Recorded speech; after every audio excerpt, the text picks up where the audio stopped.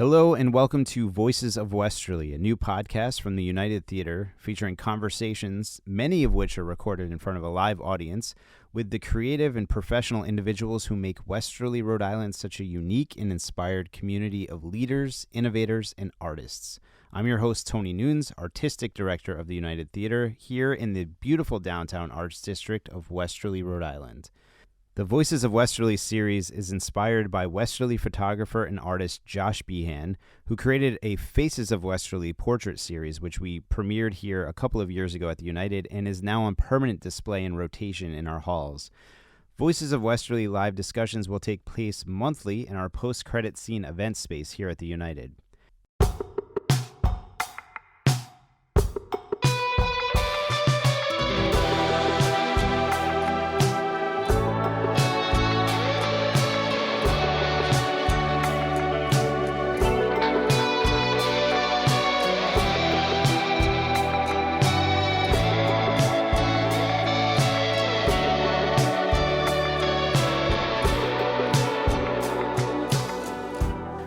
Our first guest I'll bring up is Executive Director of Westerly Library and Wilcox Park, Brigitte Hopkins, and she'll join us up here. You can come on up. Yeah, we're ready.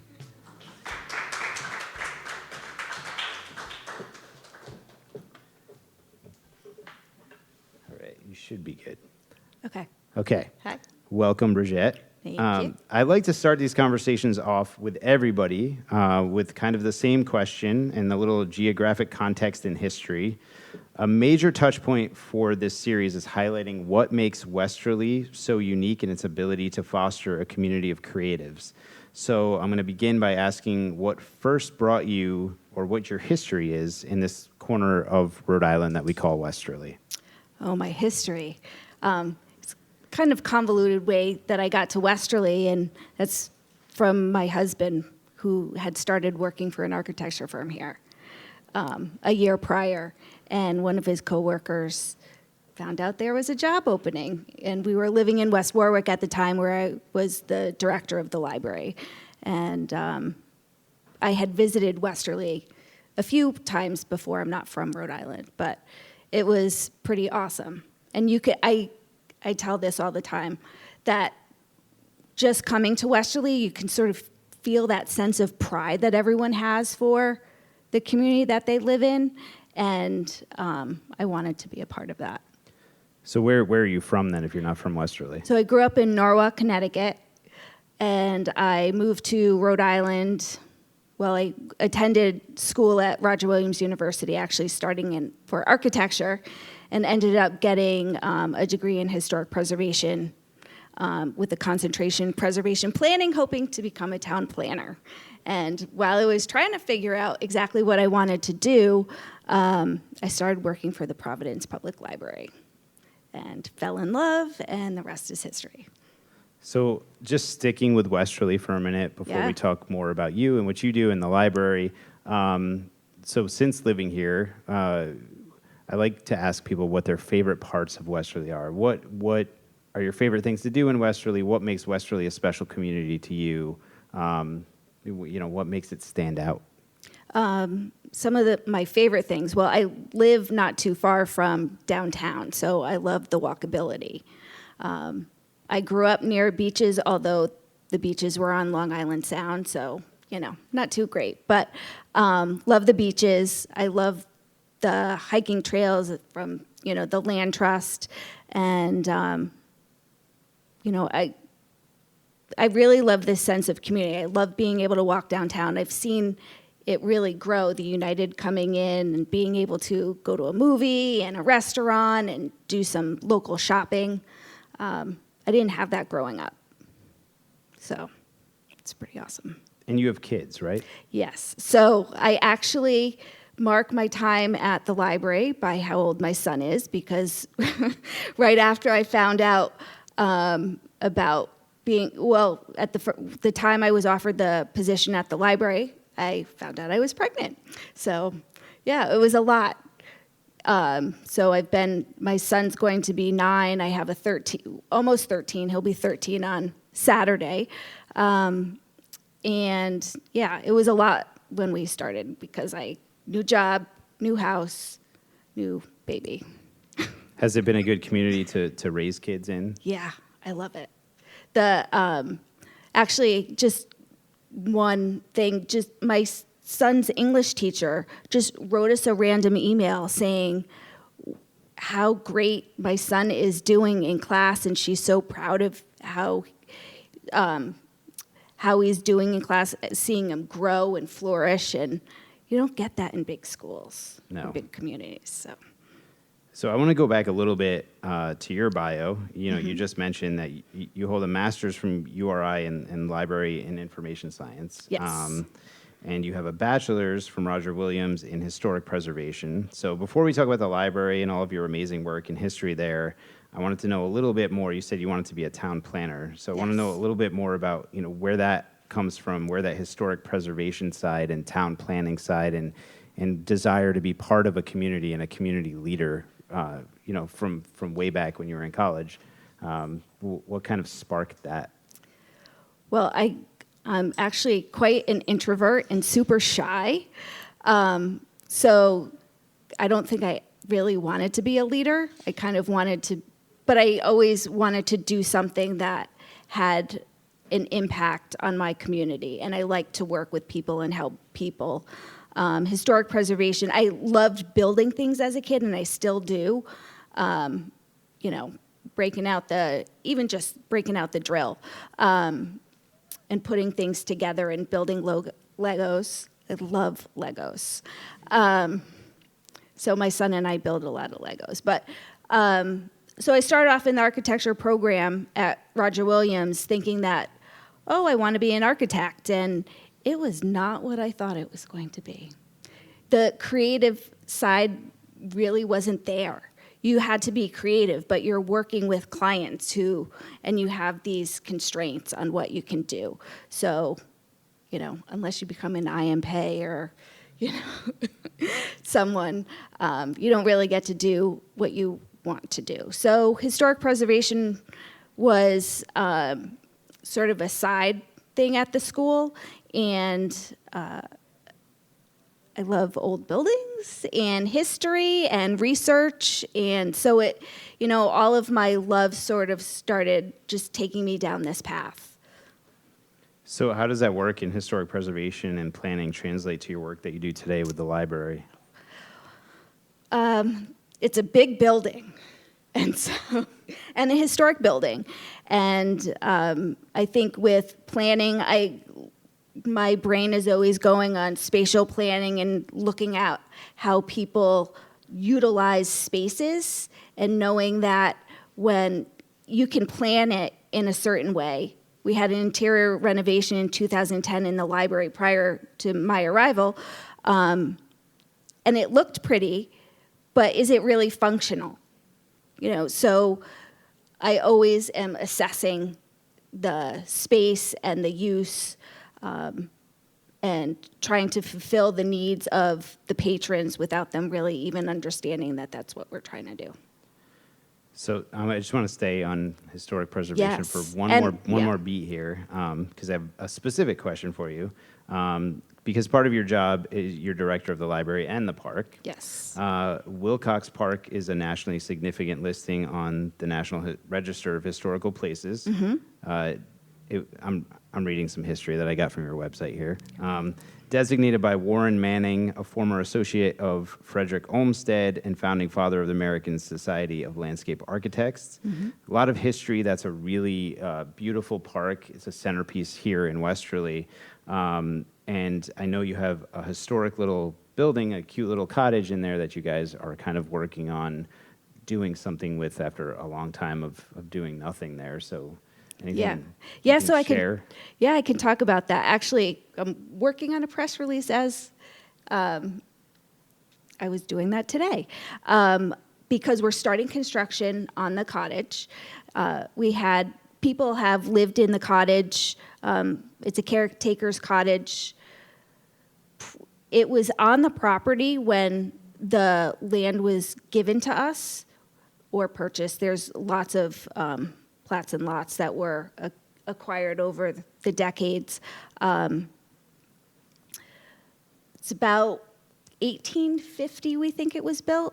It was moved and turned around, and then became residence for the groundskeepers over the years. We had some staff living in it. We also had,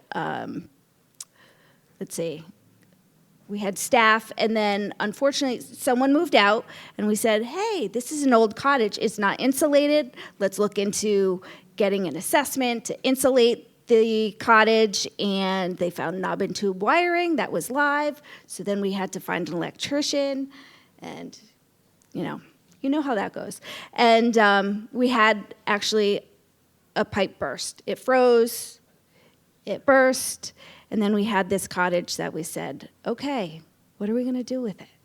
And it's been a long time coming. We have 2 donors who have generously given us the funds to renovate the cottage, which we hope is starting in the next few weeks. And the plan is to use it as an artist in residence in conjunction with all of the arts organizations around us, to provide space for a number of local artists, and maybe we'll pull artists in from other parts of the country, but also provide free exposure to our community members and beyond. That's great. That's exciting. Especially the ability to use that space, to do artist residencies and have interesting people come in, because a lot of what you do at the library, and a lot of what libraries have become, actually are they're way more than what you 20, 30 years ago would think a library is. Yeah. They're very much community centers. You guys do a lot of, you do things in tech, and your teen programs are incredible. So let's pivot now and talk a little bit about you and the world of library, and what does your job entail? How do you describe your job to people, and what libraries are today, and all of the things that encompasses? How do I describe my job? No pressure. No. I think as an executive director, I don't have to do things, but I kind of need to know everything about everything that's going on and assist all of the staff that are doing and provide some guidance to them. So it helps with knowing what's going on with the facility, and I think my historic preservation and architecture background really helped with that. Learning a lot about the park, but knowing what's going on in with kids and teens and young adults, and we now have a tween librarian. I think we're the first library in the state to have a tween librarian, just dedicated to those 8 to 12-year-olds, because there was a gap. They didn't, that age doesn't want to hang out with the kids' stuff, but they're way too young for the teen room. So now we have this cool little space, and we have some gaming, both in the tween room and the teen room. So we have a Nintendo Switch and a Wii, and lots of board games and books and Dungeons and Dragons. And we are looking for someone to do adult Dungeons and Dragons. So if you know anyone who wants to be a dungeon master, we are looking. But actually, I think the library, this library in particular, the incorporators, the folks that founded the library, and they were ahead of their time. We had a bowling alley and a gym and locker rooms. So it was a space for, as I describe it, as the mind, body, and spirit. So there was a space for the Grand Armies of the Republic, a public library, and then these other spaces for soldiers and sailors of the Civil War. And that's only progressed. They did think of the library as a community center. We have an art gallery, and that art gallery has been there for a number of years. We had a museum in there. We now have a local history space, and have really tried to stay relevant so that people don't think that we're just, and people don't think we're just books. Like, we have a maker space with VR stuff and light tables and laser cutter and engraver, which gets a lot of use. And we do have podcasting equipment. We also have video production equipment. We have sewing machines and sergers that people can come in and use, and media, digital media conversion equipment, so people who have old slides and 8mm that can just come in and use it for free and switch over to a digital format. And we also now have a library of things, so people can use their library card and check out karaoke machines, bird watching kits, hotspots, iPads, museum passes, and we're getting a whole bunch of other things for this library of things. That's amazing. Yes, we have a ghost hunting kit. And you do have ghost hunt. I mean, you had the ghost hunters We did. do an episode at the library. Yes. Can you tell us a little bit about that? That was what, 5 or 6 years ago? Yeah. We actually had the local TAPS group come to the library. I don't really remember how they came to Westerly Library, but they came and, they stayed at night and took readings or did whatever, and supposedly they found things. Is it EVP that you can, when you can get the voice recording? Oh, yeah. It was a little creepy. That's the opening of Ghostbusters. Yeah. In a library. That's right. And so then Ghost Hunters, who is kind of like the next step up, came and did an investigation. There's nothing there. It was on TV, right? It was. Yeah, you were on TV. Pretty amazing. So what were the findings? Definitely haunted? No. No? It's a shame. You should say it is. I don't think I'd want to work there if it No? was. No. Oh, man. No. Freaks me out. Yeah. I won't go up into the attic, though. Not by myself. No? Mm-mm. Interesting. Yeah. So talking about libraries and, all of the things that you do, in your opinion, what makes a library such an important place in your life personally and in kind of the heart and centerpiece of a community where libraries thrive? That's a tough.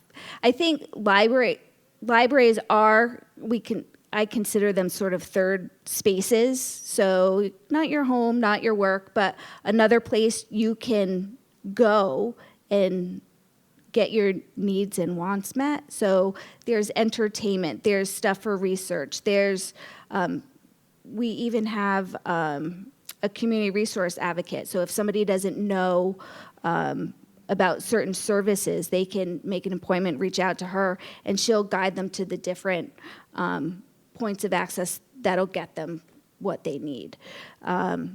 Libraries are neutral places, so we don't judge when people come into the library. I think we all have our own biases, and it's, of course, hard not to. But we serve everyone in all walks of life, all demographics, and no one's treated differently. Do you have challenges, Yeah. with, there's book banning going on and people trying to ban books again in certain parts of the country? Do you run into challenges like that here in Westerly? We do. We've gotten some requests about books, but there's a process. And there's also a process on purchasing materials. So we use specific criteria in order to bring materials into the library, and they're vetted. So for someone to challenge a material and us say, absolutely not, the chances of that are probably slim to none, but we do know that there's something in every library to offend a person, There's something to offend everyone in a library, but it's all subjective. So we have something for everyone, but something to offend everyone. So you're if I've read this right, so you're coming up on your 10-year anniversary. So it'll be 10 years next January. Next January, but yes. Okay, that's coming up. Yeah. What have been some of your favorite memories in that almost decade time here, not in Westerly, but working at the library in particular?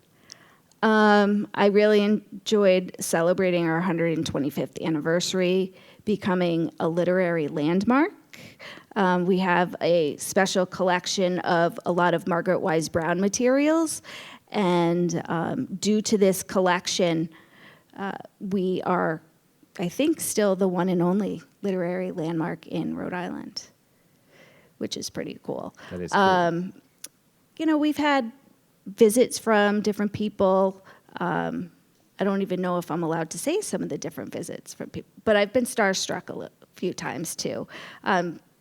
It's an amazing building, and it was designed by a firm called Longstaff and Hurd, and if anyone's been to the Barnum Museum in Bridgeport, it was done by the same folks, and you can see a lot of parallels there, which really geeks me out. I love it. And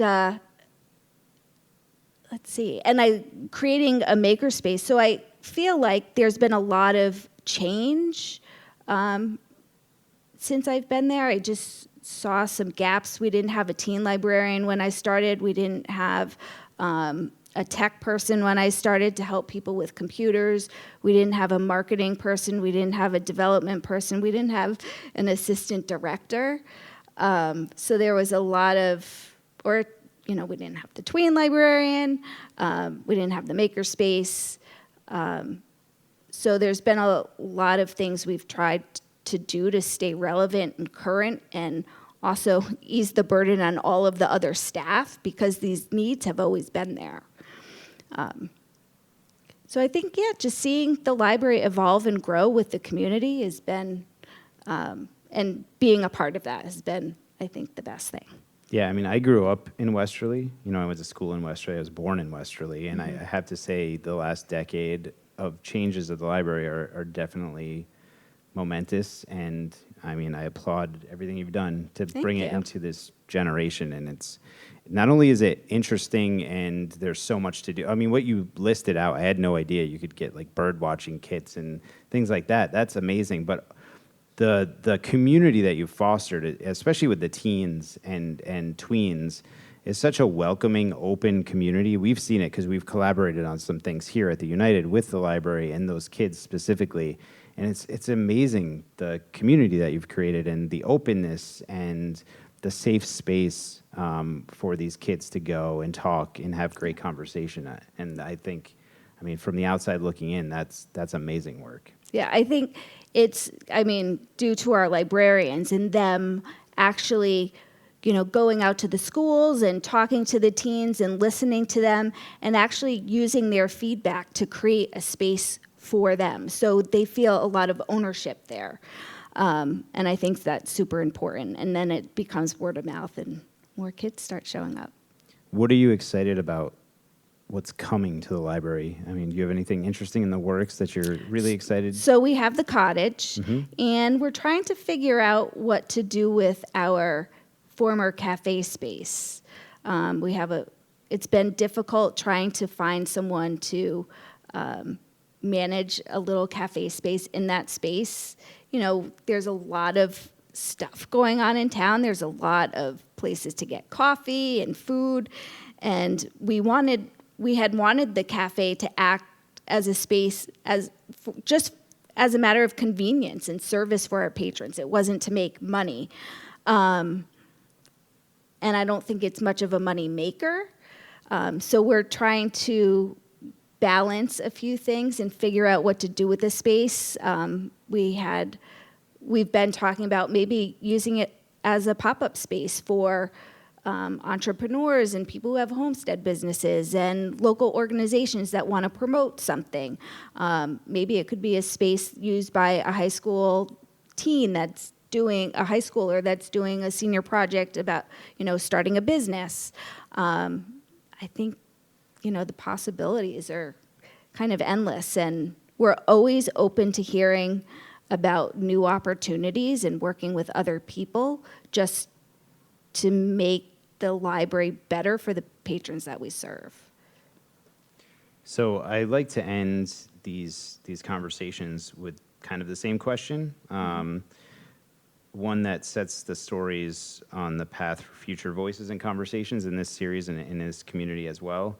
Like any community, Westerly is an ever-evolving community of new businesses, creatives, and voices. What would you like to see happen in this community over the next few years, and how do you hope to be a part of that? I'd like to see more conversation amongst people, but done in a gentle, understanding way so that people are actively listening to one another. We get so much thrown at us, and sometimes it's also easy to isolate and just, absorb information and not that we kind of put together on our own with keeping a distance on other, things. And I think there's been some walls built in the town. And I'd like to be part of those conversations to, everyone is entitled to their own thoughts and opinions, and that's, why we have a library. There's something, again, for everyone in a library. You can give it a chance, learn something new by listening or reading and accepting that everyone else has different opinions about certain things. But I'd really like to see that happen in Westerly, because I feel like with the censorship of materials and social media providing a platform for people to share their thoughts without a face or an identity, I don't think it's cool. Yeah, I agree, 100%. Yeah. And that's why, we try to have these conversations, and we have places like the library for people to go, and, hopefully we can keep having these conversations with people and kind of get at some of the harder questions as well in some of these, Great. Well, thank you for joining us. Thank Amazing. you for asking. Thanks. It was fun. Thank you. Thanks for tuning in to the United Theater Podcast Network. If you enjoyed this episode, we encourage you to subscribe to our show so you never miss an episode. And if you could take a moment to leave a review, we'd greatly appreciate it. Your feedback helps us create content that you love. So hit that subscribe button and leave us a review, and we'll see you on the next episode.